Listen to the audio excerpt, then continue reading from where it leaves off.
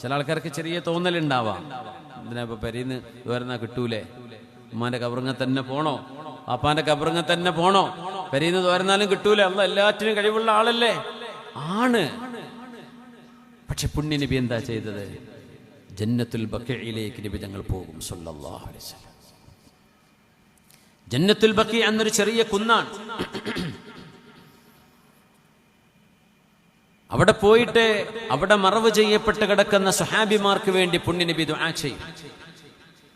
വീട്ടിൽ നിന്ന് വരുന്ന പോരെ, 2 കിലോമീറ്റർ 3 കിലോമീറ്റർ അപ്പുറം കിടക്കുന്ന ഉഹദ്, വഫാത്തിന്റെ തൊട്ട് മുമ്പ് പോലും പുണ്യ നബി ഉഹദിലേക്ക് പോയി. എന്തിന്? ഉഹദിലെ ശുഹദാക്കൾ ഹംസ തങ്ങൾ അടക്കമുള്ളവർ അവിടെ ഉണ്ട്. അംർ ഇബ്നുൽ ജമുഹ് തങ്ങളുണ്ട് അവിടെ,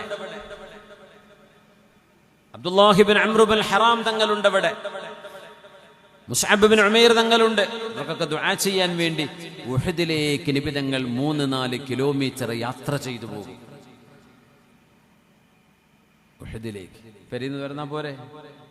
ഉഹദിലെ ശുഹദാക്കൾക്ക് അല്ലാഹ് പുറത്തു കൊടുക്കണേ പടച്ചോനെ, എന്റെ സ്വഹാബിമാരാണവർ, അവർക്ക് പുറത്തു കൊടുക്കണേ എന്ന് പുണ്യ നബിക്ക് വീട്ടിൽ നിന്ന് ദുആ ഇരുന്നാൽ ഹബീബിന്റെ ദുആ സ്വീകരിക്കൂലേ? സ്വീകരിക്കും. എന്തേ നബി പോയത്? മരണപ്പെട്ട് കിടക്കുന്ന ആളുകളുടെ ഭൗതിക ശരീരം കിടക്കുന്ന സ്ഥലത്തിന് പുണ്യമുണ്ട്. അവിടം ചെല്ലുമ്പോ അവരുമായൊരു ആത്മീയമായ ബന്ധം രൂപപ്പെടുന്നുണ്ട്. എന്നാ പുണ്യ നബി തങ്ങളെ സിയാറത്ത് ചെയ്യാൻ തങ്ങൾ പറഞ്ഞത്, ഞാൻ മരിച്ചു കിടന്നാലും നിങ്ങൾ എന്നെ വന്ന് സിയാറത്ത് ചെയ്യണേ എന്ന് ഹബീബ് തങ്ങൾ പറഞ്ഞിട്ടുണ്ട് സല്ലല്ലാഹു അലൈഹി വസല്ലം. ആത്മീയ ബന്ധമാണത്. മരിച്ചു എന്ന് കഴിഞ്ഞ് ചാപ്റ്റർ പൂട്ടി ക്ലോസ് ചെയ്ത് പോയി എന്ന് പറയരുത്. പറ്റുന്നവർ അവിടെ ചെല്ലണം, അവരുടെ ഖബറിന്റെ അരികിൽ ചെല്ലണം, മുഅ്മിനീങ്ങൾക്ക് വേണ്ടി ദുആ ചെയ്യണം.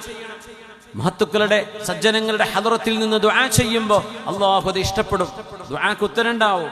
സജ്ജനങ്ങളുടെ ഖബറിന്റെ അരികത്ത് നിന്ന് ദുആ ചെയ്യുമ്പോൾ അതിനുവേണ്ടി നമ്മൾ സിയാറത്ത് ചെയ്യേണ്ടത്. ഇവിടുന്ന് വരുന്ന അല്ലാഹ് കേൾക്കാത്തത് കൊണ്ടാണ്. അല്ലാഹുവിനെ കേൾക്കാം, വഹുവസ് സമീഉൽ ബസീർ. പുണ്യനബി എന്തിന് ആ രോഗാവസ്ഥയിലും വിഷമിച്ചിട്ടും പുണ്യനബി ഉഹദിലേക്ക് പോയി? ചിന്തിക്കണം. എന്തിനു പോയി? ആത്മീയ ബന്ധം അങ്ങനെയാണ്. മുഅ്മിനീങ്ങൾ തമ്മിലുള്ള ബന്ധം അതാണ്. അവിടെ ചെന്ന് കാണണം, അവിടെ ചെന്ന് സലാം പറയണം. ഇവിടുന്ന് സലാം പറഞ്ഞാൽ കിട്ടാത്തത് കൊണ്ടാണോ? അല്ല, പോകാൻ പറ്റുന്നവർ മഹത്തുക്കളെ, മുഅ്മിനീങ്ങളെ അവരുടെ അരികത്ത് ചെന്ന് സിയാറത്ത് ചെയ്യണം. അങ്ങനെ കിട്ടുന്നൊരു ബന്ധമുണ്ട്, അങ്ങനെ കിട്ടുന്നൊരു വെളിച്ചമുണ്ട്. ആ വെളിച്ചം അത് അനുഭവിക്കാത്തവർക്ക് അറിയൂല. അവരിങ്ങനെ തത്വവും അതുപോലെ തന്നെ സിദ്ധാന്തങ്ങളും വലിയ വലിയ ആഴമേറിയ ഗഹനമേറിയ ചർച്ചകളും സിംബോസിയങ്ങളും ഒക്കെ നടത്തുന്നുണ്ടാകാം. പക്ഷെ മുഅ്മിനീങ്ങളുമായുള്ള